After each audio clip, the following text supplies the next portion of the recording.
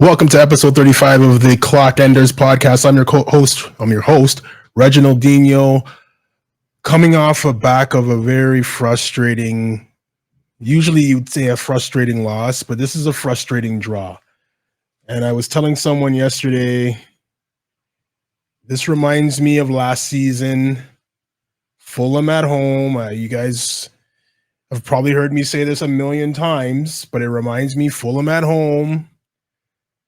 We drew a team that we should be beating at home, dropped 2 points, and in the end lost the league by 2 points. The parallels are there, and it's happened again.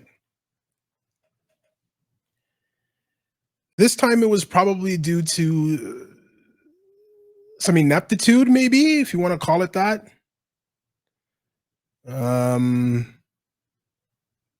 Before we get into that, what's really bothering me right now, it has nothing to do with the game even. I just watched the intro that you just watched, and I still have Smith Rowe on it. Eddie and Nketiah is still on it. Aaron Ramsdale's on it. So I got to change the intro. Like, I got to change the video and redo every one of them again.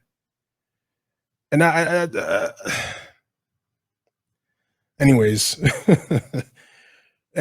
first world problems, I guess. But guys, honestly, the refereeing in the EPL, and I've banged on it so many times before, last year with the Newcastle game.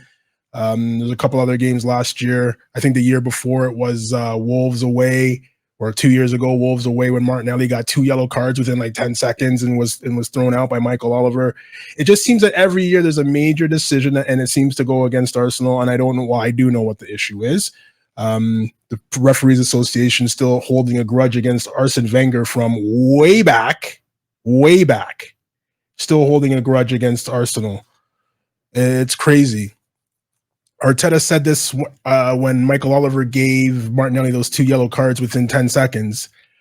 The law might be there to do that, but you have to absolutely be willing to do that.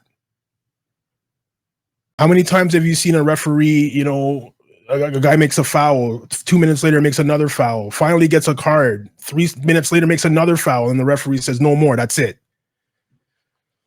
You referees have the common sense and, I'm not going to say decency, but the common sense to realize what's going on, give a warning, give an opportunity, see if it's really a big opportunity to start a transition play, and then judge it off that.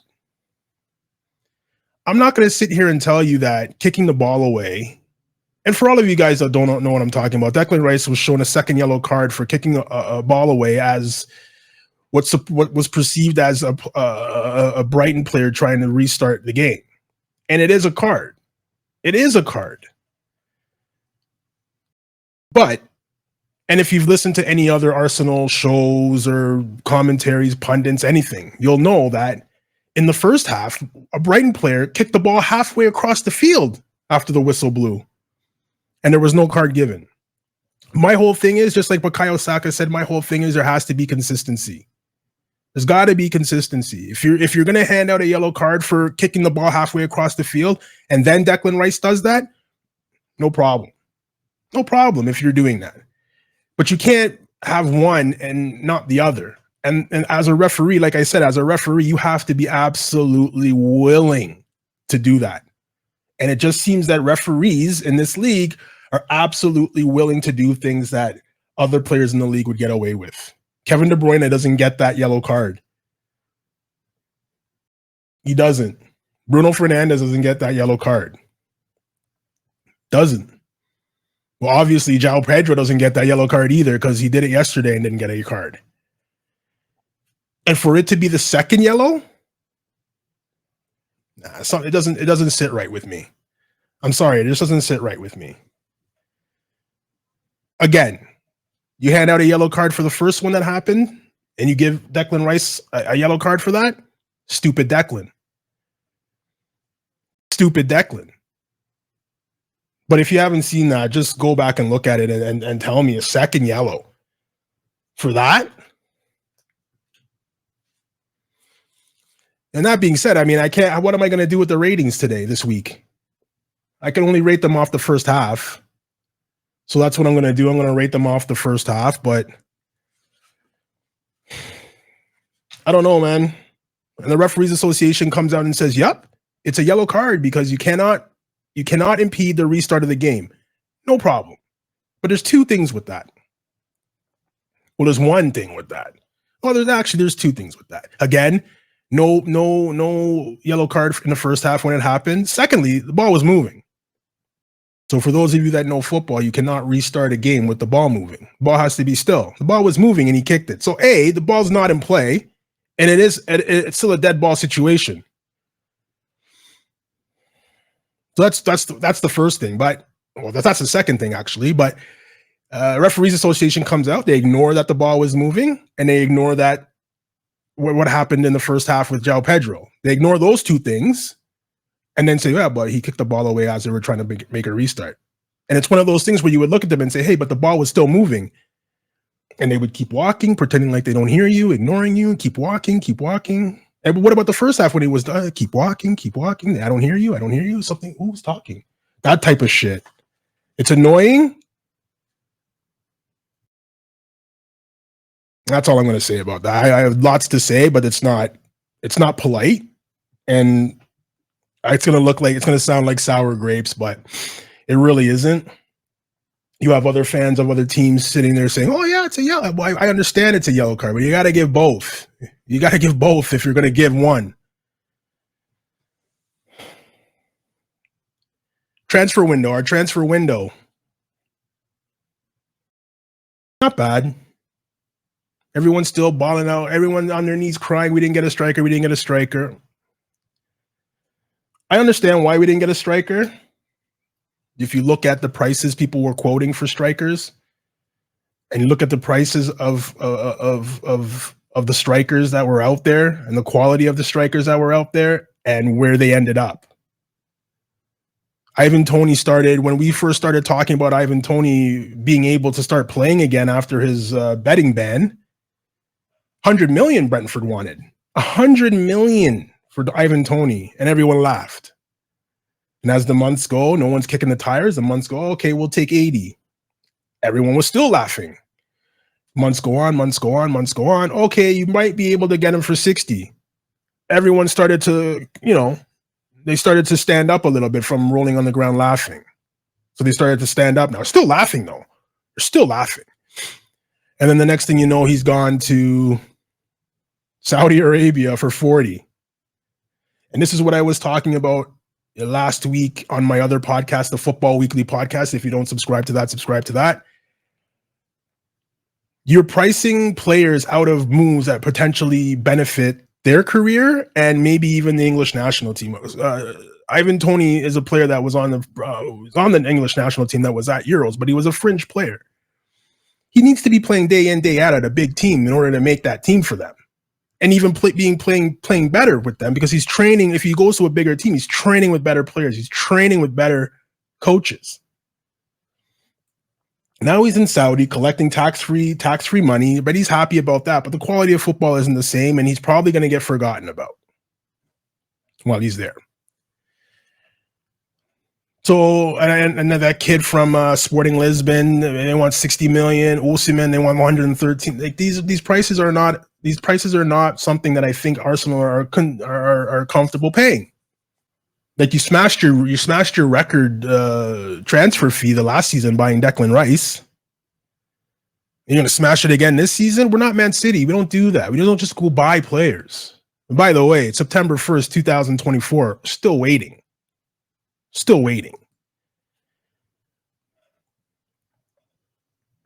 So I rate our transfer window. By the way, if you don't know, if you're an Arsenal fan and you're watching this, you know who we brought in. But we brought in Raheem Sterling at the last minute. I mean, people are texting me, what do you think? Well, it's a good deal. Not even a deal. It's a good pickup because we didn't have to pay a loan fee for him. Chelsea's paying, I think, 60% of his salary, so we only got to pay him 140 or 150 per week, and Chelsea will take care of the other 175. And we have him for the season. I mean, how do you look at that and say, nah, we're good? He's 29 years old. I honestly thought Raheem Sterling was in his 30s, like 31, 32. He's only 29. So he probably still has some stuff to give. He's probably maybe at the mid or the tail end of being in his prime. So maybe he has something to give. He has something to prove. He has something to show. So we take that. As we know, we brought in Calafiori from Bologna. We made David Reyes permanent move from Brentford. We made that permanent. And also we brought in Mikel Moreno, who finally got done. I mentioned last week, it was 2 weeks, so it was 2 hours away for about a month, that deal. And it finally got done. A buddy of mine sent me a picture of it, and I still didn't believe it because it looked photoshopped to me, but I still didn't believe it. Then you go on Arsenal.com and it's showing the same picture, and it's like, okay, now he's here. But in typical Arsenal fashion, training, falls over, Gabriel Magalhaes lands on him, fractures his shoulder. He's out 6 to 8 weeks. Can't write it. And now Declan Rice is suspended for a game. I hope they appeal it because their next game after this international break that's coming up is Tottenham away, I believe. Tottenham away. And another international break. Again, another international break. Anyways, I don't know what to say, but anyways. So all in all, I think the transfer window was well maneuvered by Edu, getting in players that can help us. I know most of the fans out there want a striker, but I trust Arteta. If he didn't believe that the value was there or doesn't believe that we need a striker, I trust him now. I trust him. Kai Havertz scored another goal yesterday as well, playing up through the middle. I mean, if he thinks he's good enough, I trust him. Outgoing transfers. So everyone says Mikel Arteta. If Mikel Arteta does well at a position in a game, or gets accolades, he owes it all to Pep Guardiola because Pep Guardiola is his mentor. I get it. Fine. I don't agree with it, but if you want to say that, I close my ears. I keep walking. So the bad thing Pep Guardiola does is he doesn't use his academy and start selling players from the academy. For all you players, for all you people out there that think Cole Palmer is the next greatest thing since sliced bread, he was at Man City, and Pep Guardiola said, no, thank you. So I see an alarming trend where we are starting to sell players from our academy that are now at that stage where they could be their make or break for the first team. I'm still sitting here thinking Emile Smith-Rowe still has something to contribute to Arsenal Football Club first team. He can still contribute. Scored a goal in his debut for Fulham. He's gonna ball out there. Him, Iwobi, and now Reece Nelson, who's gone there as well on loan, mind you. They're gonna ball out there. We let go of Dubry, Cozier Dubry. I never get the order. Let him go. He went to Brighton, funny enough, but Brighton sent him on loan as well. We've also let Eddie Nketiah go this past transfer window. He's gone to Crystal Palace, and I mean it's an okay transfer. I'm a guy. I don't think Eddie Nketiah had enough for the first team to move the needle for us, but okay. But it's just that's between Smith-Rowe, Dubry. If you want to count Reece Nelson and Nketiah, there's another kid that went to Man United. Obi Chide, I believe his name. That's 5 or 6 Hale End boys that have been released by Mikel Arteta, and only to bring in players, to buy players and bring them in, which is what Pep Guardiola has built his whole career on. Pep Guardiola doesn't go to the academy and say, who's here, let's see. He just says, oh, I need a striker. Let's go overpay by $40 million and bring that guy in. So I hope that's not one of the things Pep Guardiola has taught Mikel Arteta, or part of Pep Guardiola's personality that Arteta is now showing. I hope it's not, because we do still have some talent in in the Hale end there. That if you start selling those guys off, we're gonna have a big issue. But anyways, I was gonna get into the Champions League draw as well. Let's just do it, I guess. Arsenal will be facing the following teams, and it's funny. This new format is exactly like Super League, exactly what the Super League wanted to do. But, anyways, that's a topic for Football Weekly podcast. So they're going to be playing PSG. They're going to be playing Inter, Shakhtar Donetsk, Atalanta, Girona, Monaco, Sporting Lisbon, Sporting Club Portugal, and Dinamo Kiev. So that's our Champions League table. I think we play every team once, and then however I don't even know how the rankings go. I'd have to dig back in and research that and what happens if the top 4 teams go to somewhere else and the bottom 4 teams now go to Europa. I don't know. I can't remember. I'll look into it and I'll come back and let you guys know next week. Or if you already know it, you can message me and let me know for sure. But let's get into the ratings. I've talked long enough. I'm only going to rate the first half because the second half was a write-off for me.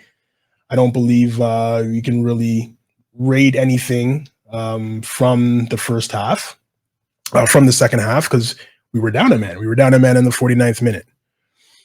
So we'll start off with David Raya. David Raya, he gets a 7. Really didn't have much to do in the first half. Pulled off a couple of saves in the second. For me, he gets a 7. He played solid for me. It's when we get to the back here that we run into people playing below their levels. We're going to start on the right-hand side with Ben White. Ben White gets a 7. Really didn't really do anything wrong. Was shown for pace a couple of times against the kid on the left-hand side. Got beat a couple of times for pace, but all in all, not a bad performance from him. Gabriel, you might say that he was at fault for the goal. I watched it over and over again. I don't know why he didn't possibly maybe slide since he was out of position. It's kind of like he just thought someone else was going to come over and take him, and Saliba wasn't in the right position either. So, again, if you want to be harsh, you can blame Gabriel or David Raya for those goals. But a usual 8 for Gabriel is now a 7 just based off that. His partner, William Saliba, automatic 8, automatic 8s, automatic 9s every week. This week, 7. And again, it's fine margins based on the goals that go in, right? So I believe if I'm seeing it right in my head again, I believe that again Gabriel was looking for someone else to come over, and Saliba wasn't in the right position for that. The ball split both of them. So I wouldn't say it was his fault, but should be providing cover for Gabriel. So this week he gets a 7. Timber, great to see this guy starting again, day in, day out. Nice, probably keeping Calafiori on the bench. Definitely keeping Zinchenko on the bench. Unfortunately, I think Zinchenko's time is up. If we plan to be in every single tournament, Champions League, the League, Carabao Cup, and FA Cup, then we're going to need Zinchenko. But I believe next year, I think that's all over with. And Gabriel Jesus, by the way, who's injured again. I think I mentioned it last week. He did his groin, so he's going to be out for a little bit. So, but Timber, whole back line gets a 7. Don't think he did anything wrong. Just didn't have a performance that warranted an 8 or anything higher than that. So they get a 7. Our captain, Mr. Martin Odegaard. Again, like the first game of the season, I was expecting him to be the guy that pulled the strings and was delivering final killer balls and all of that, and that wasn't the case today either, or yesterday either. Came off the bench, was kind of a despondent, disappointed figure. I don't know if it was disappointment in what was happening on the field or if it was his actual performance, but he didn't look too happy either way. I like the fact that he realizes that I didn't play my best today, and now this is where we are, and was visibly distraught. So I was going to give him a 5, and then I said, you know what, just give him a 6.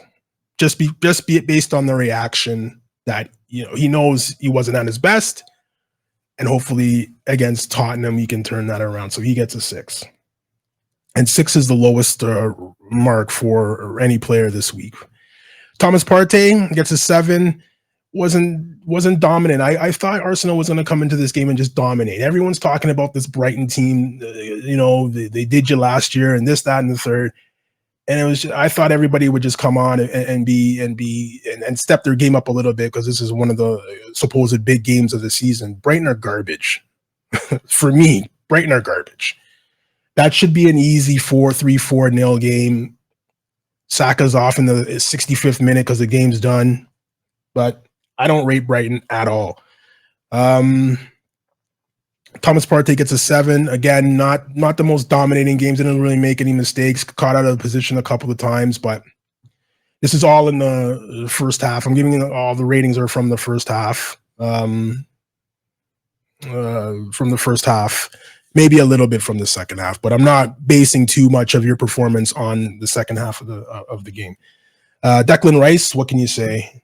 I mean, again, like I said earlier in the podcast, it is a yellow based on the law of the rules of the game, or the laws of the game.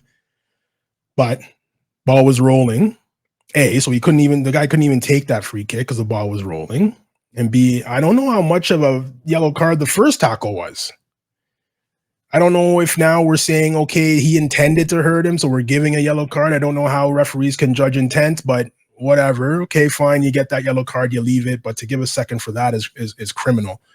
But still never should have done it. You can just walk away in front of the ball. You don't have to kick it away. It's fine. So he gets a 6 as well. Same rating as Martin Odegaard. But I do believe still fatigued. I believe still fatigued from Euros. And now he's jetting on. He's going to jet off with Bukayo Saka to go meet up with the English national team for whatever international break this is for. I don't even know what it's for. In 2 weeks, we'll be hopefully. Well, he won't be able to play against Tottenham in 2 weeks, but I don't know if they put an appeal in or not. But hopefully something happens, and he's a. I don't know if they put appeal in or not, but either way, I doubt we're going to have him for that Tottenham game. So enter in Jorginho. It would be a perfect time to see Odegaard, Partey, and Moreno, but can't have nice things. So we're probably going to have to see Jorginho in that position. Not that it's a bad thing, but it's not your first choice. Finish off with the forward line. We're going to start on the right-hand side with a guy that I've been saying should have been starting the whole season. And that's Leandro Trossard. He gets a 7 for me. Not the impact I thought he would have in the first half. I thought he'd be raring to go. Here's your first start, and it's going to be against your former team that let you go. I thought it was going to be lights out. If I was a FanDuel betting guy, if I bet on my own teams in FanDuel, I would have put him down for 2 goals possibly. That's how fired up and well-intended I thought he was going to come out and be, but it wasn't meant to be. Still gets a 7. He did okay. I mean, he didn't really make any mistakes, so give him a 7. And the 2 guys up top, well, one guy on the wing and the other guy in the middle, this guy Kai Havertz. Like, what are we going to say now? I know you're begging. I know you fans out there are begging for a striker, but this guy's doing the do. He has 2 goals in 3 games. If Mo Salah had that, he'd be the greatest striker in the Premier history, or this year in the Premier League. Erling Haaland, same thing. And he strike 2 goals in 3 games, and we're still saying we don't have a striker. And you're saying, "Oh, well, we could have scored." Yeah, well, we got 2 chances when we were down to 10. That okay? Maybe they should do better, but I don't know if any of you have played soccer before, football before, and been in 10. When you have to defend, and now, especially if you're a winger, you have to defend, and now when our defenders actually get the ball and want to kick it out, then I got to go chase that. And then if I don't get that, I got to run back and defend. And then I got to do that over and over again. These guys are probably tired. They're probably tired. And it's guys that have played every second, every minute of, again, and I'm bringing this back, the guys that have played every second and every minute in the Euros. Now in the 80th minute of a game where we were down 10 and you want this guy to be sprinting up and down the field? I don't know. Havertz had an opportunity to score. Saka had an opportunity to score. They both flubbed their lines, whatever. I mean, I'm not gonna blame them for any of that. I've given them both 8s. The Kai Havertz finish was out of this world. It's fantastic. And the ball Saka gave to Havertz was great as well. Put his body on the line to get him that ball. So I'm giving Havertz an 8, and I'm giving our guys Bukayo Saka an 8 as well for the assist. Mikel Arteta, what can you do when you're down to 10? Got to make some substitutions. We're not going to talk about the subs either. I don't think they had enough time to make an impact. But what do you do when you're down to 10? I thought they handled the first half perfectly, but I mean, when you have incompetence like that in charge of the game, I don't know what you do. So I give Mikel Arteta an 8, and that rounds off the ratings for the game. Brighton versus Arsenal, 1-1 draw at the Emirates. For me, it's not a point gain; it's 2 points dropped. At the end of the season, we'll see how it affects us. Knowing that the games coming up are Tottenham and I believe Man City after that. So, guys, as usual, you can get this podcast on YouTube. You can get it audio versions of the podcast on Spotify, Apple Podcasts, and Amazon Music. It's all free to subscribe. So if you haven't subscribed, follow us, subscribe. We're on Instagram as well. I believe I'm going to create a TikTok account as well. So look out for that, but I'll let you know when that's up and running. So guys, international break. There's going to be no show next weekend. Probably no show the weekend after that too. I'm just trying to get I'm supposed to be going to a soccer tournament in Niagara Falls. I think the weekend Tottenham do play Arsenal. So hopefully that's the early game on Sunday or Saturday. So I don't have to be at the tournament for that. So hopefully we can do that. And then I'll do a show after that game. So guys, 2 weeks off from me. Enjoy it. And we'll catch you in 2 weeks after the international break. Come on, you Gunners.